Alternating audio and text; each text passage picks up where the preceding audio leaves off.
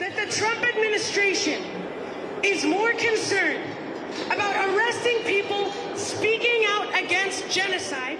গাজায় ইসরায়েলি আগ্রাসনের প্রতিবাদে এবং ইসরায়েলি সেনাবাহিনীর সঙ্গে যুক্ত কোম্পানিতে বিনিয়োগ প্রত্যাহারের দাবিতে গত মে মাসে চূড়ান্ত পরীক্ষার সময় বিক্ষোভে ফেটে পড়েন যুক্তরাষ্ট্রের নিউ ইয়র্কের কলম্বিয়া বিশ্ববিদ্যালয়ের শিক্ষার্থীরা। ধীরে ধীরে তা ছড়িয়ে পড়ে দেশটির বিভিন্ন শিক্ষা প্রতিষ্ঠানে, চলে ব্যাপক ধরপাকড়। শিক্ষার্থীদের দাবি ছিল বিশ্ববিদ্যালয়ের বিনিয়োগ নীতিতে পরিবর্তন এবং ফিলিস্তিনিদের প্রতি সংহতি প্রকাশ করা। এবার বিক্ষোভে অংশ নেয় বেশ কয়েকজন শিক্ষার্থীকে বহিষ্কার ও বরখাস্ত করেছে বিশ্ববিদ্যালয়ের প্রশাসন। এক প্রতিবেদনে এ তথ্য জানিয়েছে কাতার ভিত্তিক সংবাদ মাধ্যম আল জাজিরা।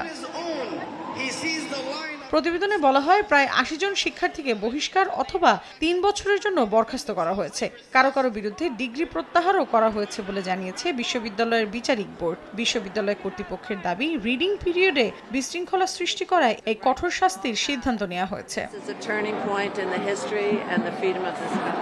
তবে আন্দোলনকারীরা বলছেন তাদের প্রতিবাদ ছিল ন্যায়সঙ্গত এবং ফিলিস্তিনের পক্ষে অবস্থান নেয়ার অধিকার সাংবিধানিক। কিছু শিক্ষার্থীকে ক্যাম্পাসে ফিরতে হলে ক্ষমা প্রার্থনার শর্ত দেয়া হলেও তারা তা মানতে অস্বীকার করেছেন বলেও জানা গেছে। আন্দোলনকারীরা বলছেন ফিলিস্তিনের পক্ষে কণ্ঠরোধ করতেই এই শাস্তির ব্যবস্থা করা হয়েছে।